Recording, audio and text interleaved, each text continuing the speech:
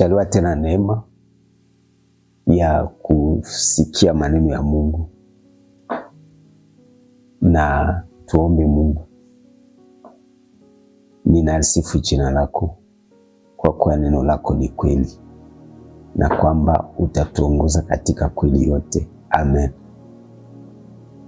Unatazungumzia sujeni, ninajua kose itakuchanganyisha kidogo kwa sababu hautaelewa, lakini nitakusihi unifuate kusudi tuelekeze kila mmoja wetu aelewe mambo yenye huenda tuliona ya kawaida, ijapokuwa kuko wakati yenye ni havina hata maana.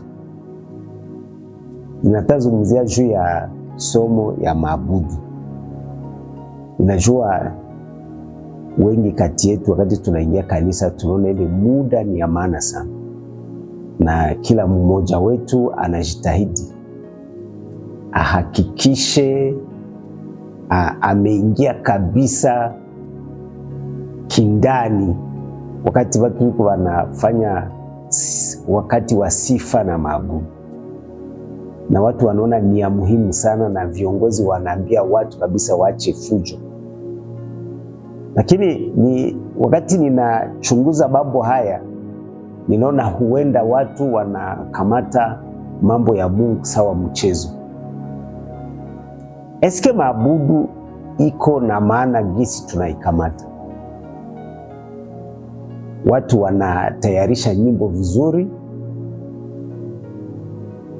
melodi mzuri, sauti zimepangwa vizuri, na wakati ya adoration na wengine wanapiga magoti na wanaona wamefanya kitu cha maana sana.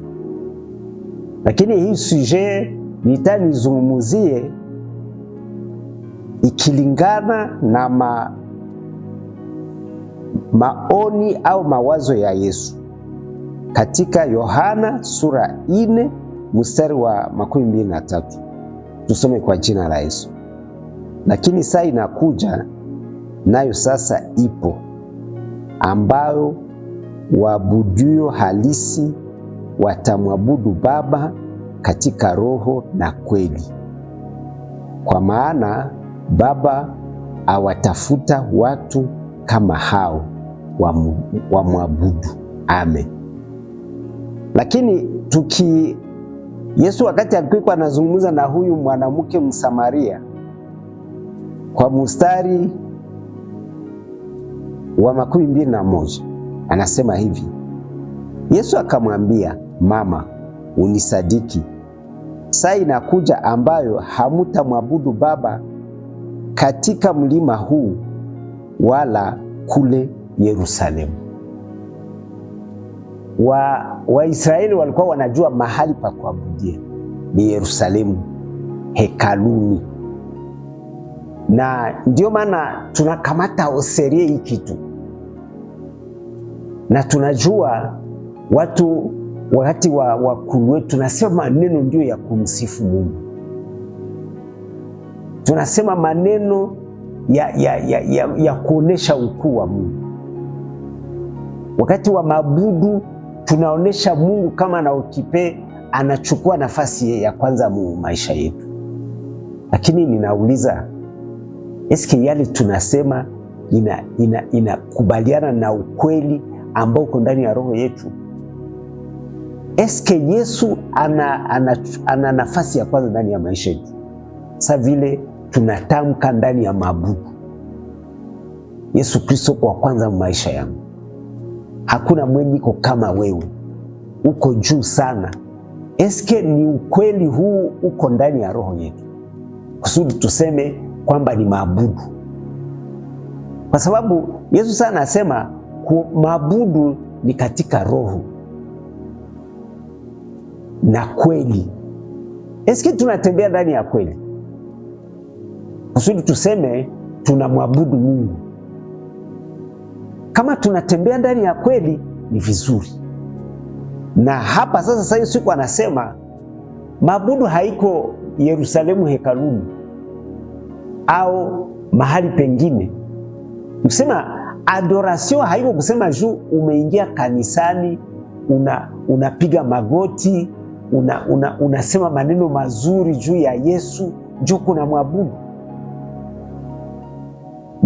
Na tutaelewa hii haiko tofauti na gisi mwanadamu anakamata maabudu. Mtu mwenye anakuabudu ni mtu mwenye iko namna gani? Nikusema kama unaabudu mtu, nikusema akakwambia neno, lile neno unalifuata kabisa. Akikupatia tahadhari hawezi sahau. Akakwambia wende huku utaenda kule. Kusema huyu mtu unamwabudu, unamheshimu. Na sisi kama tutaelewa kwa kweli maabudu katika roho na kweli, yenye iko ku cœur d'adoration ni obéissance à la parole de Dieu. Kusema kutii neno la Mungu. Na ile haiko ile kusema juu kumefika kile kipindi mukaimba, mukasifu, mukapiga magoti, mukasema maneno ya Mungu juu ya ukuu wako, grandeur yake, na tunasema tunamwabudu. Bila habina rapport na maabudu ya kweli na maabudu katika roho. Habina rapport hata moja.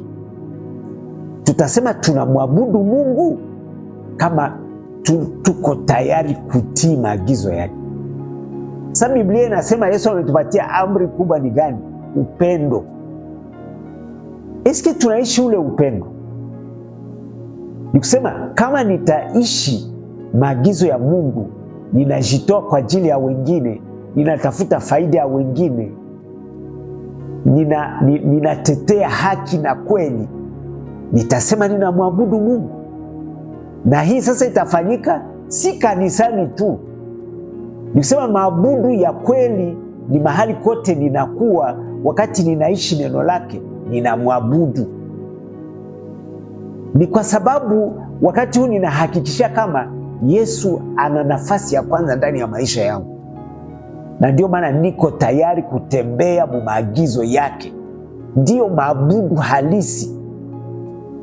Hapana, tusiwazie kama tumerukaruka kanisani eti tumemwabudu. Na wengine wanasema ndio muda Mungu atajibu mahitaji yetu. Sanao ke sense. Mungu atusaidie tukamate neno la Mungu au sérieux. Hapana sous forme ya formalite. Mungu atutie nguvu na atuwezeshe. Huyu ambaye ananisikia aelewe kwamba maabudu kweli, maabudu katika roho na kweli ni kutii maagizo ya Mungu.